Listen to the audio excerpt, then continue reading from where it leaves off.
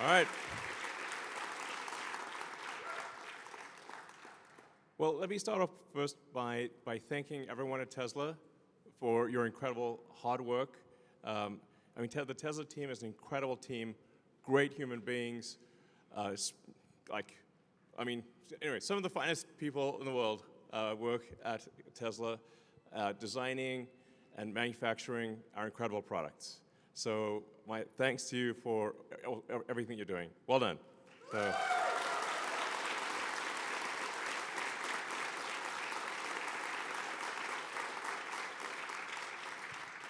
So we're going to go through just a list of the incredible achievements of the Tesla team. We've now produced over 7 million vehicles. 7 million.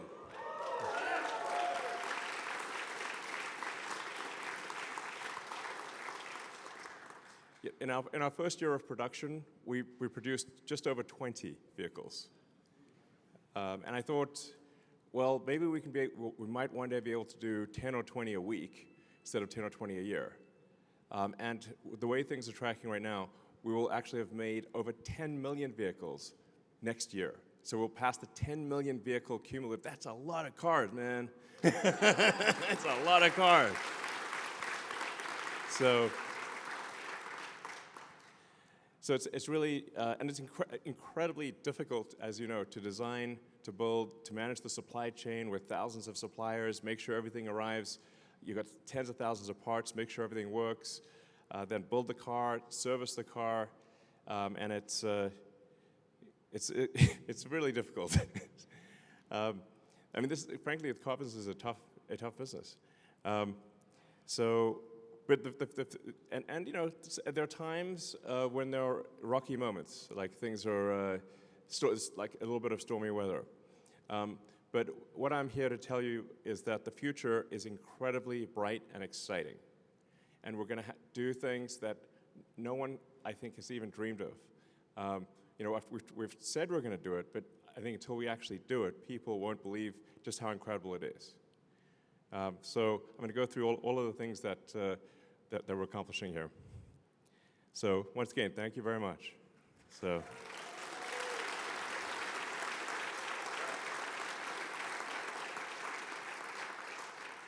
It's worth noting that Tesla remains the company of choice for people to work for. So we get millions of applications per year for a very small number of spots. And we continue to be the leading organization, along with SpaceX, for engineering talent in the world. And also for manufacturing talent, really it's an awesome place to work, basically. Because of our growth, there's a lot of opportunity for upward mobility. And I'm going to talk you through just how I see the future unfolding and why I think it is going to be incredible. First of all, as always, we care a lot about safety, so the safety of our cars and the safety of people within the factory. So you can see that our work-related injuries have declined over time. So thank you for helping make that happen. That's a collaborative effort, so congratulations to the safety team on continuing to improve workplace safety.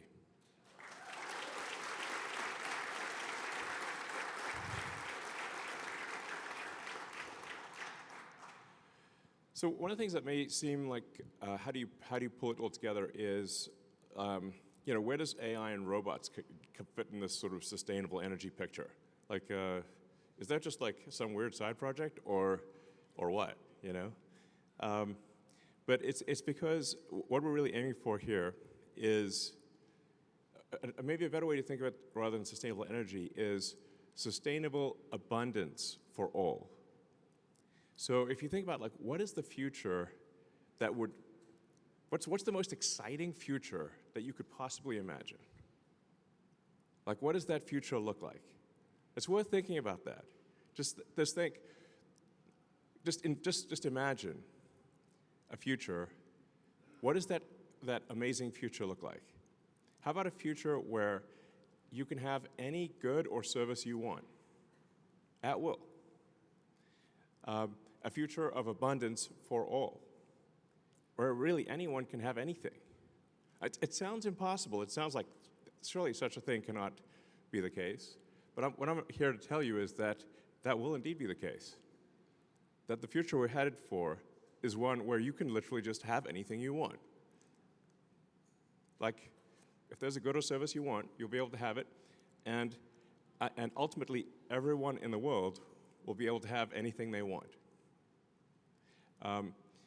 What's key to that is robotics and AI. So once you have self-driving cars and you have autonomous humanoid robots, where everyone can have their own personal C-3PO and R2-D2, but even better than that, that's Optimus.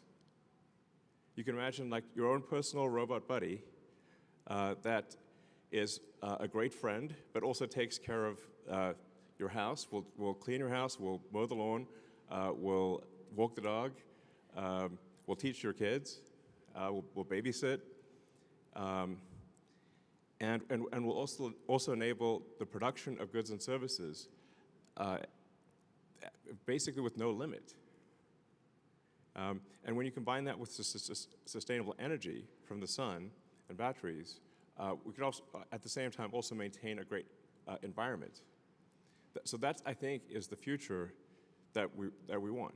A future where nobody's in need. You can have what you want, and we still have nature. We still have, the beautiful parts of nature that we like. I think that's probably the best future. What other future would you want? I think that's like the cool future. And also space travel, let's not forget that. So if you can have basically anything you want and travel to space and go to Mars, and that's about as good as it gets, It's like, that's it. So that's really what we're trying to do, is take the set of actions most likely to lead to a great future for all. So that's what I mean by sustainable abundance. The combination of things that we're making with Optimus and AI compute will achieve an age of abundance for all. Like, actually. So it's going to be pretty great. And Model Y became the best-selling vehicle in the world. It's, FYI, we do make the best,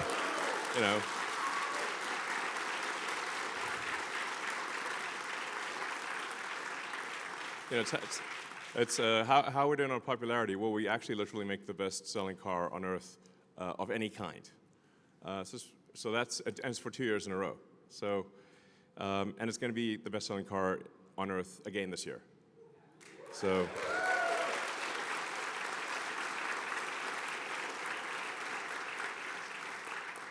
The Cybertruck became the best-selling electric vehicle pickup instantly, because it's awesome. Tesla was the best-selling electric vehicle in Europe, the fastest-growing brand in South Korea, and we launched in a lot of new markets, including Qatar, Lithuania, Chile, and the Philippines, and we'll be opening in a whole bunch more markets as well. So Teslas will be available worldwide. So overall, it's good. If you read the news, it feels like, Armageddon. So I was like, I can't walk past the TV without seeing a Tesla on fire. Like, what's going on? Some people, it's like, listen, I understand if you don't want to buy our product, but you don't have to burn it down. That's a bit unreasonable, Like, like, this is psycho. Stop being psycho. Okay. And we launched the new Model Y. Congrats to the team on that. So,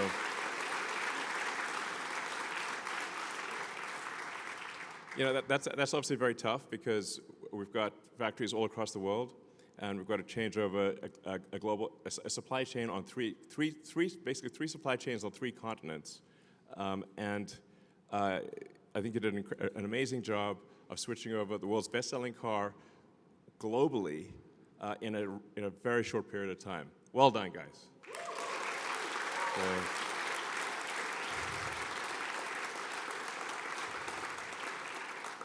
And let's not forget, also, we upgraded Model 3 last year. So I would encourage people to also buy the Model 3. It's a great car, actually. So and the Cybertruck is achieved 5-star safety. These days, sometimes things get a little dangerous in the neighborhood. The Cybertruck, being bulletproof and all, can come in handy. But apart from being bulletproof, it's also very safe in a crash. We're also building the Tesla Semi factory. This is a vehicle that some people said was impossible to build, that it defied physics. Well, not only does it not defy physics, we're going to be making a lot of them. So we're going to make I think ultimately we'll make over millions probably, of the Tesla Semi. This is really going to be something that you'll see all over the place, and it'll also be autonomous, or have the ability to go autonomous down the road. So really, autonomy is a massive, massive thing. The future is autonomous. I always sort of think, like, what will the future look like in 5 years, or 10 years, 20 years? And 5 years from now, autonomous cars are going to be everywhere. Primarily going to be Teslas, by the way. But autonomous Teslas will be everywhere. I think in 5 years, probably we'll have regulatory approval, I think, globally. So you'll have autonomous Teslas on every continent, taking people on trips, and almost the entire fleet, which will pass 10 million vehicles next year, is capable of full autonomy. So even without the Cybercab, we still actually have a gigantic fleet that is capable of being autonomous. And the thing about being an autonomous car is that it can be used much more than a car that is not autonomous. A typical passenger vehicle car will be used about 10 hours a week. So people might use it for an hour and a half a day on average for 7 days, which is about 10 hours a week. But there are 168 hours in a week. So if you have a car that's a robot car that can drive autonomously, it can now be used potentially for 80, maybe 100 hours a week. So you could have a car that has 10 times the usefulness of a non-autonomous car, but it still costs the same. In fact, the fleets are already built. So the software update just enables that capability. Overnight, you have an increase in usefulness of 10 million cars that suddenly become like 50 million cars, or maybe 80 or 100 million cars of usefulness overnight. That's a profound thing. Like, nothing like that has ever happened before. There's never been something where a software update increased the value of a gigantic asset base by a factor of like 500 to 1,000%. So it's very difficult for people in the stock market, especially those that look in the rearview mirror, which is most people, to imagine a future where suddenly a 10 million vehicle fleet has 5 to 10 times the usefulness.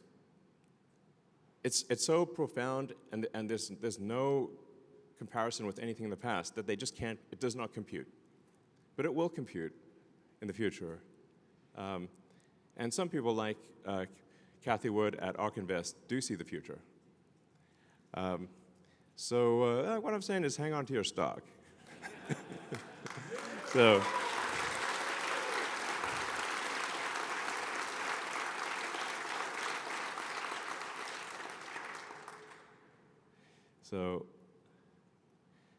yeah, it's mind-blowing. Then I want to give a shout out to service. Service is a tough job, an important job, and it's actually what sells cars long-term. Because the initial car is sold with sales, but all future cars are sold with service. And I always encourage our service team, let's try to give people a service experience that they love. Not merely that they like, but that they love. Because people will talk about something that they love, that was an amazing experience, but they don't talk that much about things that they like. You have to really do something amazing. And then they'll talk about it and be like, wow, that's incredible. So thank you to the service team for the great job you do.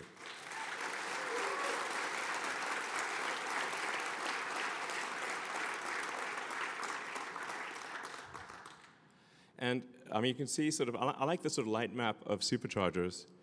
You can see you can go practically anywhere in the US, Mexico, Europe, China, well, I guess not the outback of Australia, but you know, most of the places where people live. So our supercharger network continues to grow significantly, and we keep upgrading our superchargers. This is, in fact, I still run into a lot of people who don't realize that you can drive, you can take your Tesla on a road trip anywhere in America or anywhere in Europe, anywhere, pretty much anywhere in China, just using the Tesla supercharger network. And it's actually easy and convenient. So people think that whatever the range of the car is, that's as far as they can go. It's like, no, you can just stop at a supercharger network. The car's battery will last longer than your bladder.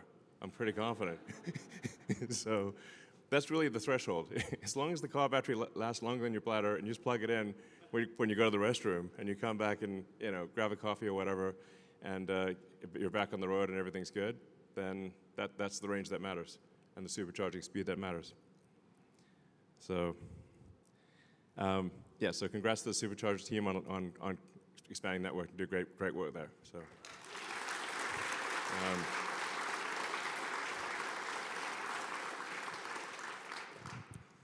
And then, I mean, the Megapack and Powerwall team are really knocking it out of the park. The demand for stationary battery storage is gigantic, and I think that is actually only going to increase dramatically over time.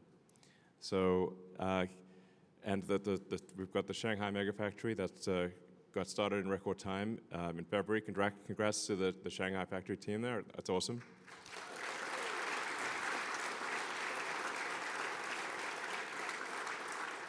And the Powerwall 3 is, it usually takes about 3 major technology iterations for a product to be great. And the Powerwall 3 really is a fantastic home energy product. And it's something that if you want to ensure that your home has uninterrupted power during a power outage, the Powerwall 3 is the way to go. And if you combine that with solar, you can basically be off-grid, which is pretty cool.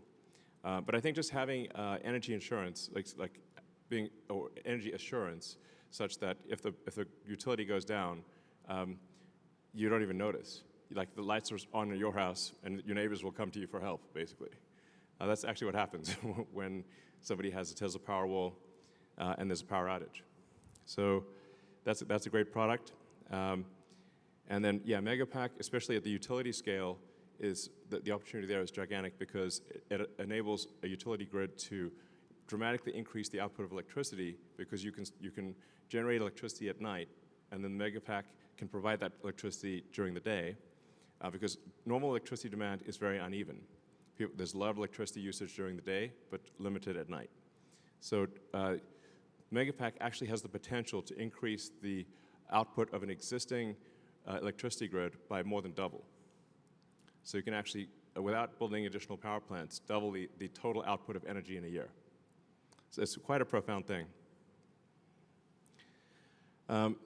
Yeah, so Megapack is also really good at stabilizing the grid. So if there's variations in power in the grid, the Megapack can absorb, if there's a big power spike, and it can absorb and store the power, and then if there's a drop in power, it can fill in the gap. So Megapack is excellent for stabilizing the grid, and obviously it matches very well with wind and solar. In fact, satellites are just solar panels and a battery. That's how all satellites work. And with the Starlink satellite network, there's 7,000 satellites orbiting the Earth, and all they use is solar panels and a battery.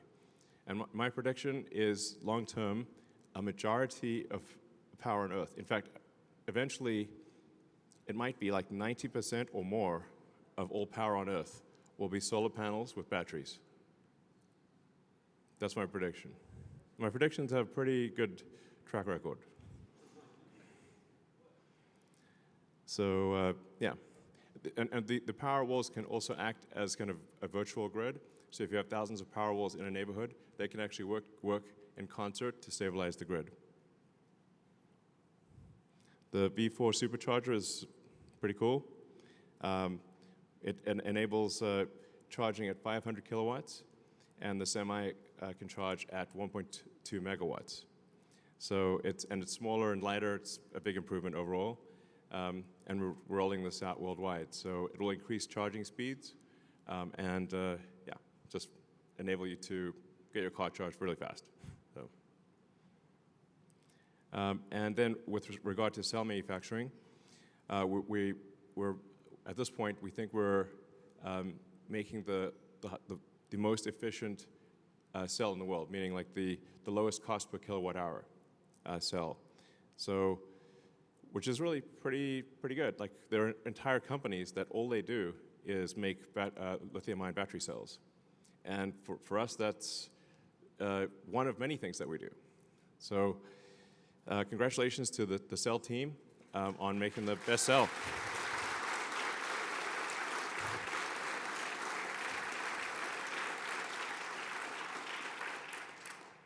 So that's a really big deal.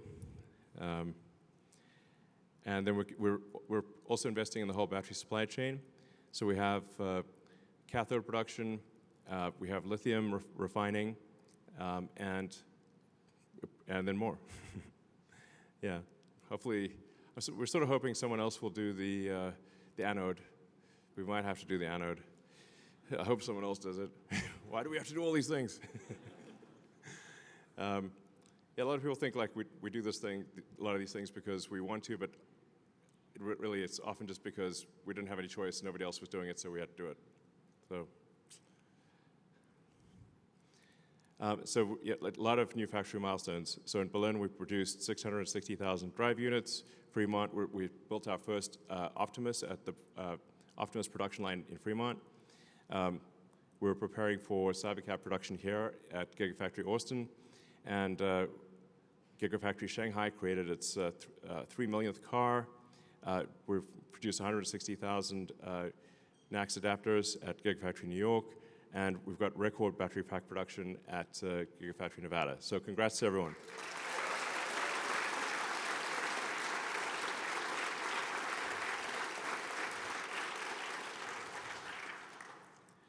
We also, just behind us, on the south side of the building, we have the Tesla, we call Cortex-1. It's like basically a giant brain, computer brain, that is used for AI training. So we take the vast amount of video that we get from all the cars in the fleet, and we use that to train the artificial intelligence to be able to drive the car. And this is one of the most powerful training systems in the world, with over 50,000 GPUs active, and soon to be 100,000 GPUs, which will make it, I think, probably top 5 in the world in training centers. So.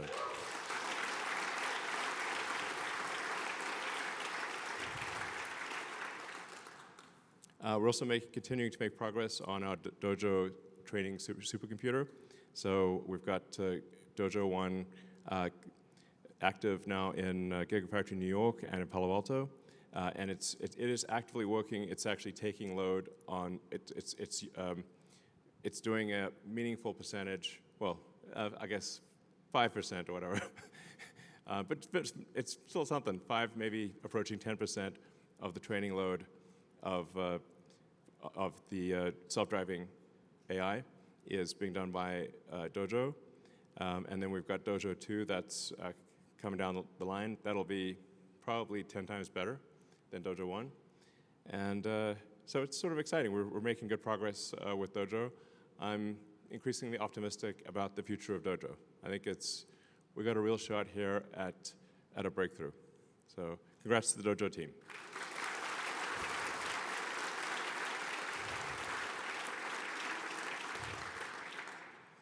And all Tesla vehicles have now had what we call Autopilot Hardware 4, or really our AI 4 hardware, and it's very powerful AI inference computer, but also operates at very low power. And even to this day, even though this has been something we designed several years ago, there actually isn't anything on the market that we can buy that is better than AI 4. So, and obviously in the future years, we'll have AI 5 and AI 6. Sometimes people say, should I wait? I'm like, well, we're always going to have another version, so there's no point in waiting, because you'll be just waiting forever. So, but we obviously will have an AI 5 and an AI 6 and an AI 7, and we'll keep improving the AI compute. So for those out there that are interested in developing advanced chips, come work at Tesla. Yeah. And it is always, I think, profound to watch our cars driving with no one in them. And we actually have the cars doing useful work for the first time with no one in them, which I think is really, it's a significant milestone.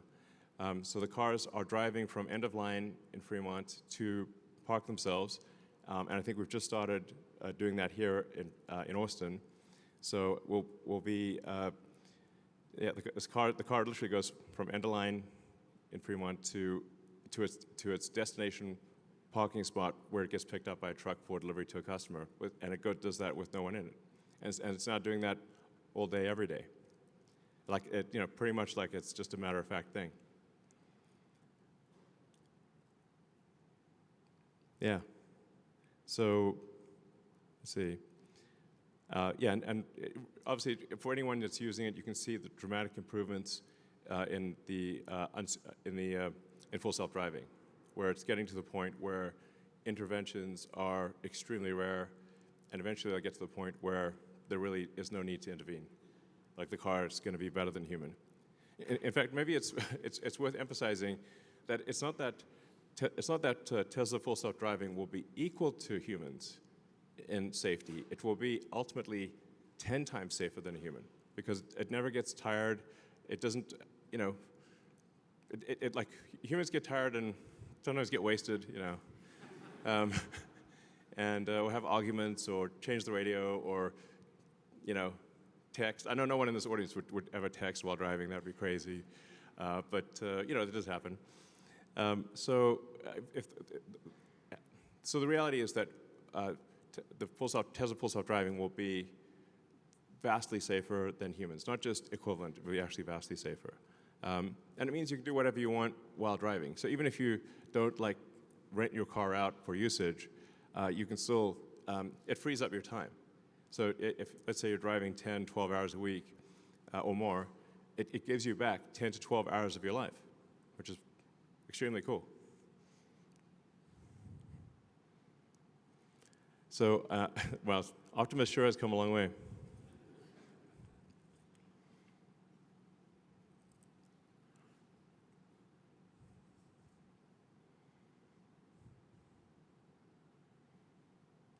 So the new Optimus 22 degree of freedom hand and forearm is now in production.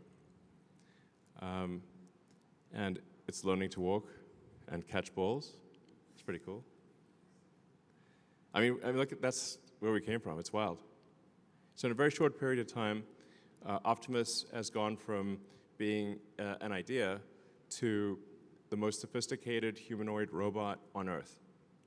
There's nothing even close to the level of sophistication of Optimus, and Tesla has some important missing ingredients that others don't have, which is our robot has a real brain. It's like the Wizard of Oz, Tin Man. Well, was that a heart or a brain? One of the two. So it's got the real world AI. So Tesla's the leader in real world AI.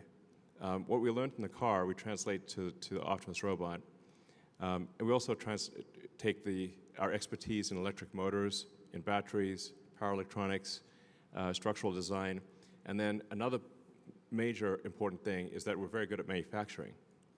So in order for robots to be useful, they have to be intelligent. They have to be able to do useful things just by asking, and you have to be able to make a large number of them at an affordable price.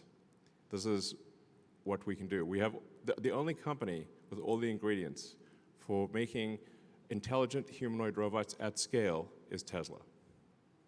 This is a super big deal. Like my prediction is that on this front is that Optimus will be the biggest product of all time by far.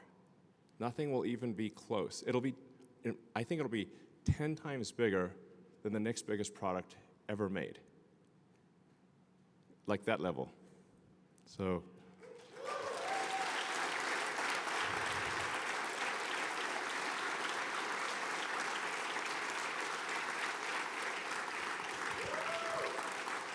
Yeah. All right, so with that, anybody have any questions? Yeah. So Elon, I have a question. I've worked for Tesla for 12 years. Hey, congratulations. Thank you. From a PA now to a shop lead in castings. Cool. And we rocket castings. Yes. We do. Yeah. Where do you see, or where would you like our focus in the next couple of years with the operations team? Well, we want to scale up production to new heights. Obviously, with the Cybercab, we're going to be. Cybercab is not just revolutionary car design; it's also a revolutionary manufacturing process. So I guess we probably don't talk about that enough. But if you've seen the design of the Cybercab line, it doesn't look like a normal car manufacturing line. It looks like a really high-speed consumer electronics line. It's, in fact, the line will move so fast that that actually people can't even get close to it. Like that's, I think it'll be able to produce a car ultimately in less than 5 seconds. Like, can you imagine a car coming off the line in less than 5 seconds? That's like, whoa. Which means casting's got to happen fast. Yeah. So I mean, we got to jam the liquid metal in, cool it down real fast, and then I guess maybe we need to just get even bigger casting machines. Sure, why not? Down, yeah. Let's 50,000 tons. Because then we can make in a single casting machine we could do like 5 at a time or something. Trying to think how do you scale castings because you got liquid metal's got to cool, and then you've got to automate getting all the bits and pieces off the casting so it's usable, and that's actually kind of how they do it in small volume castings. They'll have a casting block that'll make 100 Matchbox cars at a time. Maybe we just make that real big. Yeah, I mean we have the Cathedral of Casting back there, so. Yeah, let's do that. I mean, let's see what is the limit of physics of how big can a casting machine be? Let's find out. I'm down. Let's have some fun here. Push the limits of technology. All right. Hi, Elon. I've been with Tesla for the last 8 years. Cool. It has been the most exhilarating 8 years of my career, and truly want to thank you for your leadership. I also have two little... Thank you for your contribution. Thank you. Thank you for your leadership. I also have 2 little girls who spend their weekends cruising around in their very awesome Cybertruck. Cool. I'd love to know when we can add Optimus to the family. Oh, yeah, it's a good question. So this year, we hopefully will be able to make about 5,000 Optimus robots. We're aiming for enough parts to make 10,000, maybe 12,000. But since it's a totally new product with totally new, everything is totally new, I'll say we're succeeding if we get to half of the 10,000. Now, but even 5,000 robots, that's the size of a Roman legion, FYI, which is like a little scary thought, like a whole legion of robots. I'd be like, whoa, okay. But I think we'll literally build a legion, at least one legion of robots this year, and then probably 10 legions next year. And I don't know, it's kind of a cool unit, units of legion. So probably 50,000-ish next year, and then it's probably ready I'm hopefully ready for Optimus to be used outside of Tesla-controlled environment, or maybe around the middle of next year, second half of next year sometime. So that's, I think, yeah, sounds about right. Probably second half of next year is when they'll be available. And then we will offer Optimus robots first to Tesla employees. So you guys get... the priority.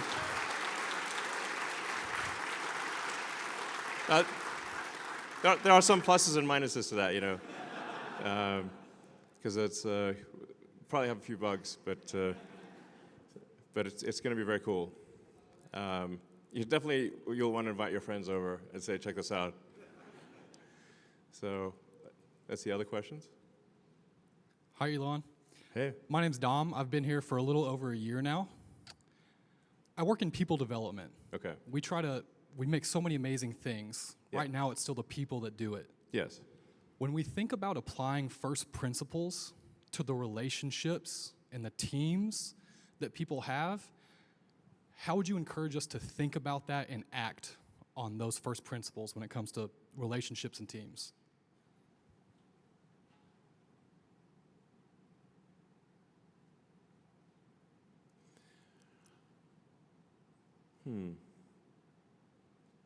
Well, I think, you know, there are actually quite a few things I've written over the years that it would be good to compile into like a, I don't know, booklet or something.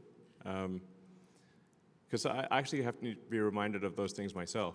And I'm like, oh, I remember that thing that I thought of after making so many mistakes and trying to make fewer mistakes. So, you know, there's like, for example, at like a 5-step process of like make the requirements less dumb and then try to delete the part and process step, only then optimize, only then speed it up, and only the 5th thing is automate. I have to repeat that to myself many times because I've made the mistake of doing it backwards so many times.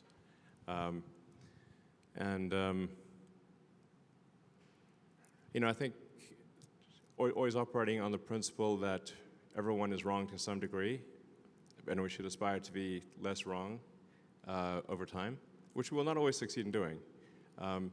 But if, you know, if 2 days out of 3 you're less wrong over time, your batting average is going to be really good. So nobody ever bats 1,000, but you can improve your batting average. So I think rigorous, you know, you want to critique yourself, you want to internalize responsibility. And these are all things I need to remind myself of. You know, just to be clear, I'm not like suggesting yes, internalize responsibility. Be less wrong. And we should remember what is our goal as a company. Our goal is to make amazing products that people love, and then to take care of those products and service. So we should say, what are we doing to make our products better, to make them more affordable, to have the customer experience be delightful? Because that's actually the purpose of a company. Sometimes people forget, why does a company exist? A company exists, it's a group of people collected together to produce a compelling product or service that others find useful, and where the value of the product and service is greater than the cost of what it took to make that product or service.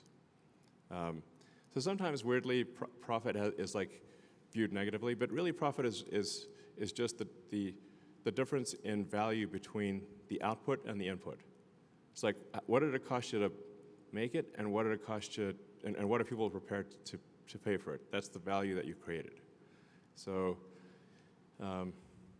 it's tough, actually, even to maintain like a 10% profitability, which is to make the output 10% more valuable than the input. It's actually quite hard, especially in the car industry, which is very competitive. So we should just not lose sight of like, why are we here? Oh, we're here to make useful products that people love, you know, and take care of them over time. So then, how are we doing in that respect, and how can we do that better? So, sure.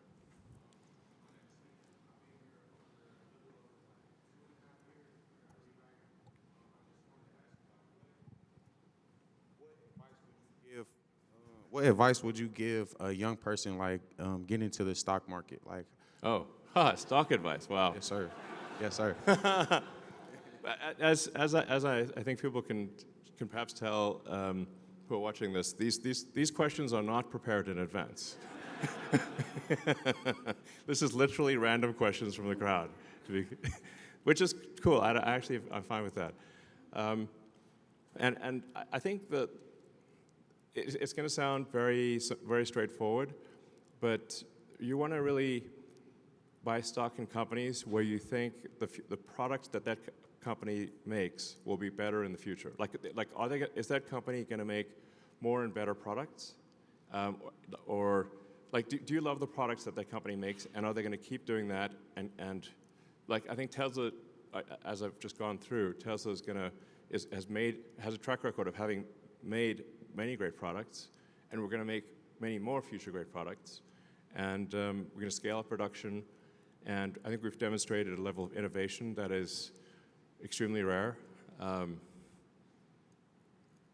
mean, certainly by far the most innovative company in the car industry, like not even close type of thing. So, I do think Tesla stock actually, I think long term, with Optimus and self-driving, Tesla will probably be the most valuable company in the world.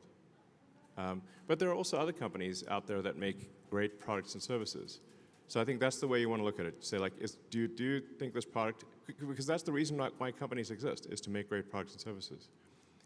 So if you think that a company is going to improve over time, then buy the stock, and if you don't, then don't. And then the stock market it's a very strange thing. It's kind of like, I think it's Warren Buffett's sort of metaphor or analogy is, the stock market's like having someone stand at the edge of your property or your house and yell prices to buy or sell your house every day. And sometimes they take their meds and sometimes they don't. So sometimes the person yelling out the price of your house is having a good day, and sometimes they're having a bad day. But it's still the same house. It's literally still the same house. So Tesla stock goes up and it goes down, but actually it's still the same company. It's just people's perception of the future. I don't know, I guess it's just very emotional, so.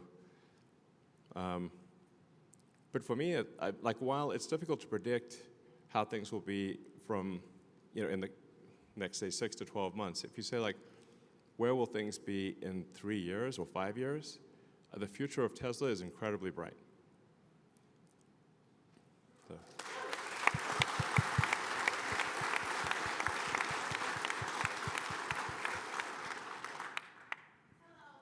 Hi.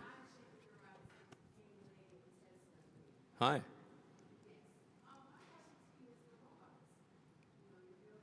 Yes.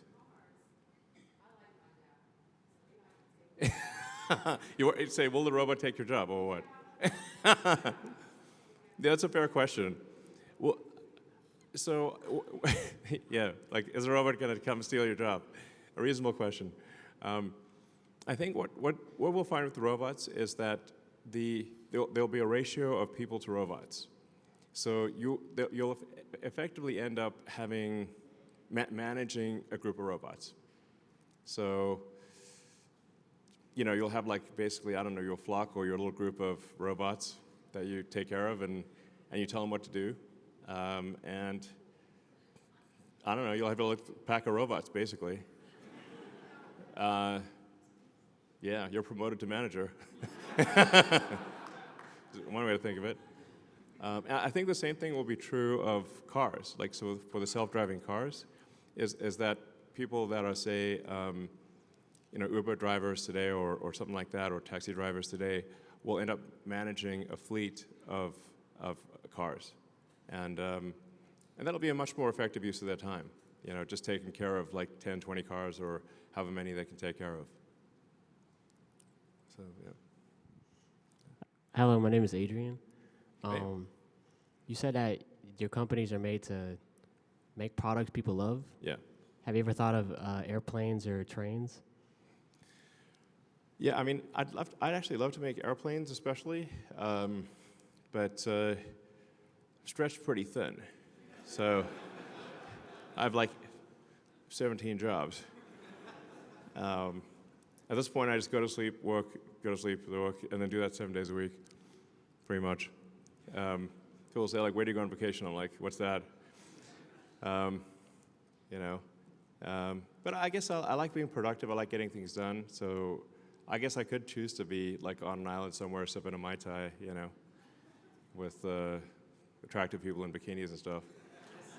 Wait, why am I not doing that? What? What a fool I've been. So, yeah, I've actually thought about aircraft designs for a long time, and I think there's an interesting opportunity to make like an electric supersonic VTOL jet. The VTOL is like cherry on the cake, but certainly long-range, fast electric airplane would be very cool. Maybe at some point we'll do that. Yeah, that'd be kind of fun. We do have the ingredients for it, so.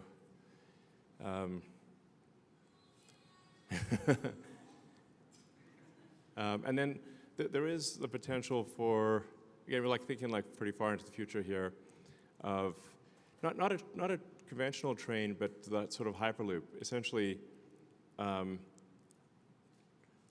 vacuum tunnels, like tunnels where you draw a vacuum, so there's no air resistance, and you have very high-speed, autonomous electric pods in a vacuum tube, a vacuum tunnel.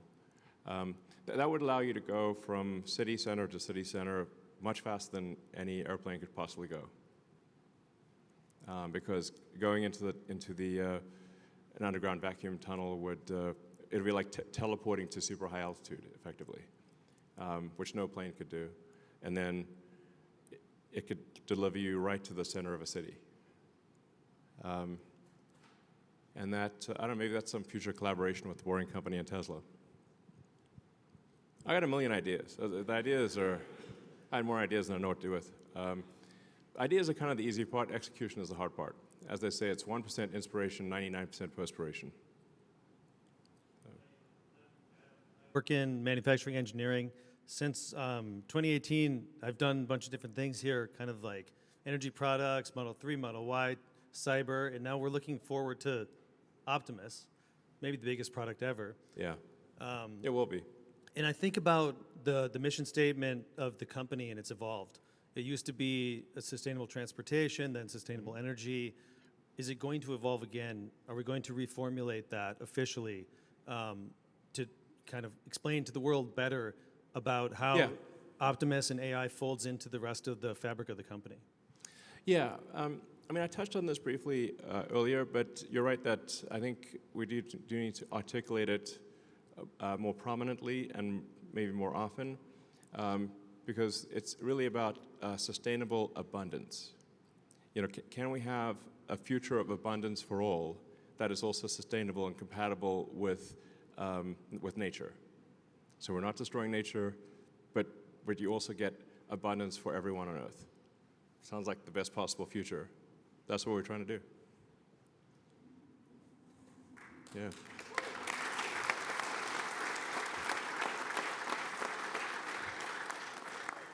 Yes, sir. My name is Aaron Armstrong. Yes, sir. My name is Aaron Armstrong. It's not every day that you get to be in the presence of somebody that's accumulated so much wealth and success. So I just wanted to take this opportunity to ask for any wisdoms or secrets that you may have to offer about this game of life that we're all trying to play. Sure. I mean, I try to say everything that I know. Although, admittedly, sometimes I'm, like I posted on X. I guess should I ask the AI to look through all of my X posts and pick out the ones that are really good? Because I try to say any good ideas that I have. I try to post them. Yeah, I think generally it's good to always be curious and to read widely. Like, read a lot of interesting books, especially history. I find history really interesting, and I find like biographies and autobiographies to be also very interesting. I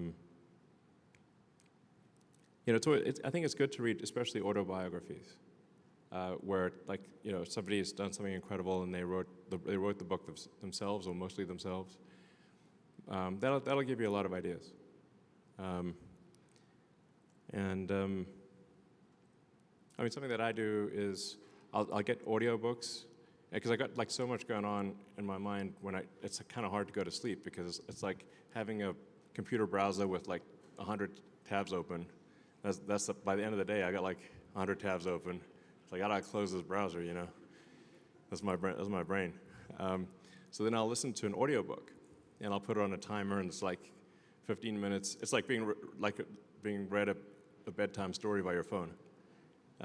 So podcasts and audiobooks, especially at bedtime, I find are great. Or yeah, sure. Or.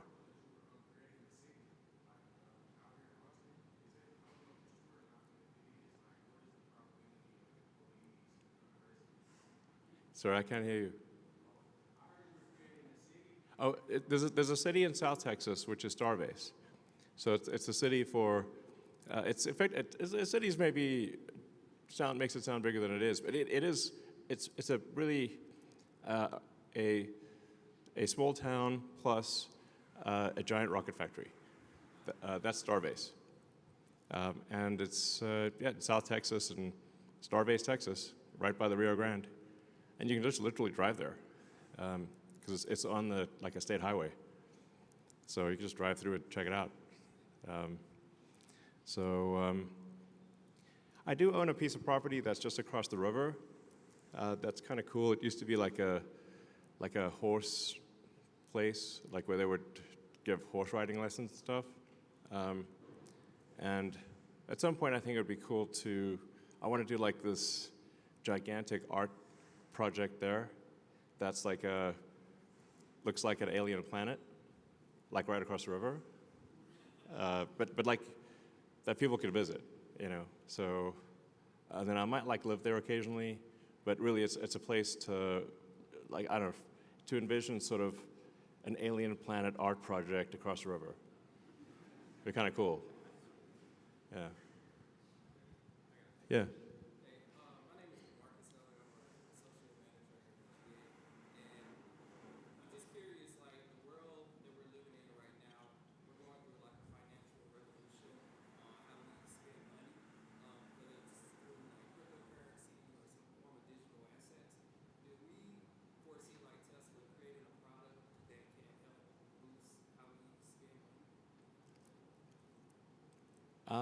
Do we foresee Tesla making a product that helps how we spend money? Well, I think the AI is going to help us spend money better. It's kind of amazing, you know, what AI can do these days. I don't know if anyone here has used Grok, but it's pretty cool. Grok voice can be really pretty great too. I should try Grok Unhinged. It's guaranteed to be entertaining at a party. I 1,000% promise you, if you try Grok Voice Unhinged at a party, it's going to be a big hit. So, but you can also ask it any questions. So, like, if you want to ask questions about like, life advice or things or anything, like you can really ask, you can ask it about cryptocurrency if you want. You can ask it about medical advice. You can ask it's very good, and it's getting better. So, you know, I think more try using Grok. It's really pretty cool. Yeah, sure. Sorry. Tomorrow's my third year anniversary, so thank you for that. Cool. But I'm going to ask, what phase of the plan are we in, and how long does it go? Yeah, so we're in phase 3 of the master plan, since master plan 1 and 2 have been completed.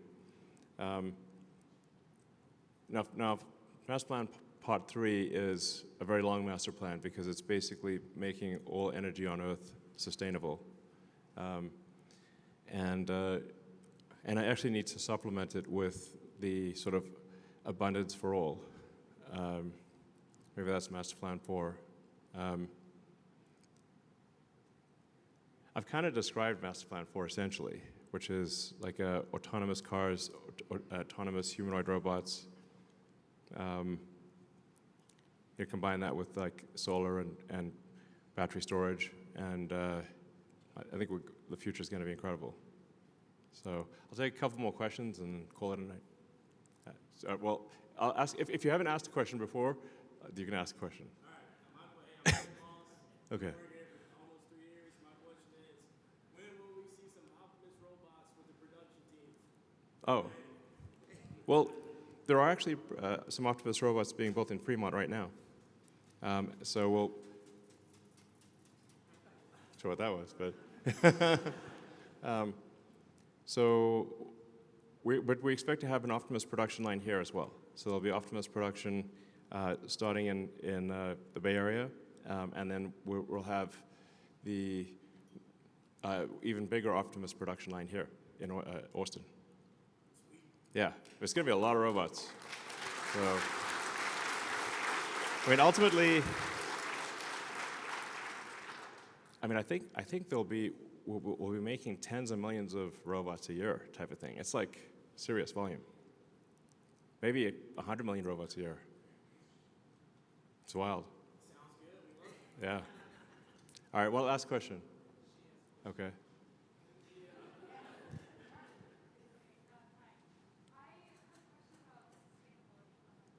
It's about sustainability? Abundance, yes. Well, yes. I mean, obviously, utopia could be dystopia. So we have to, like, usually any story about utopia ends up being dystopia. We want to avoid that. But nonetheless, I think if you say, what's the best future you can think of? I think a future of sustainable abundance plus space travel, well, that's pretty great. Yeah.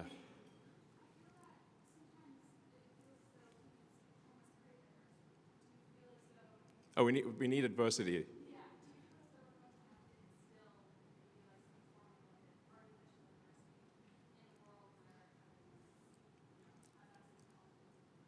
Well, I mean, you make a good point. Like if things actually get too easy, maybe we get bored and you kind of want to some degree, overcome adversity.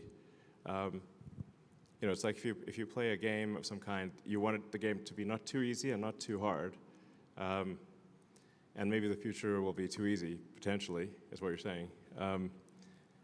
It's a high-class problem, you know. But I think we'll still have human-to-human competitions. I mean, if you look at, say, athletics or even mind games like chess, although computers can beat any human at chess, chess is actually at an all-time high in popularity. And although cars can go faster than any humans, we still have athletic sports where humans compete against each other. So I think we'll still have human versus human competitiveness. I think long-term we will also have enhancement of humans, or optionally, if somebody wants to enhance, have cybernetic enhancements, like with Neuralink. If you want to go cybernetic and, I don't know, maybe have super intelligence and be able to see, in different wavelengths, we could absolutely provide superhuman abilities via Neuralink in the future. So one thing's for sure, the future is going to be very interesting. In fact, I think generally I find that the most interesting outcome is the most likely. Or said another way, maybe the most entertaining outcome, especially if ironic, is the most likely. It's almost like we're in an alien Netflix series that's trying to have the highest possible ratings. And if you think about it, that's kind of what happens. Which it doesn't mean it's always good. Because to your point, if you wouldn't really want to watch a show where things are great and stay great. I'm like, oh, that's boring. You want to watch a show where there's a narrative arc where things go up and they go down, they go back up again, and you don't know exactly what's going to happen next. And I think we might be in an alien Netflix series here. So we're just going to keep the ratings up so we don't get canceled. All right, thank you guys.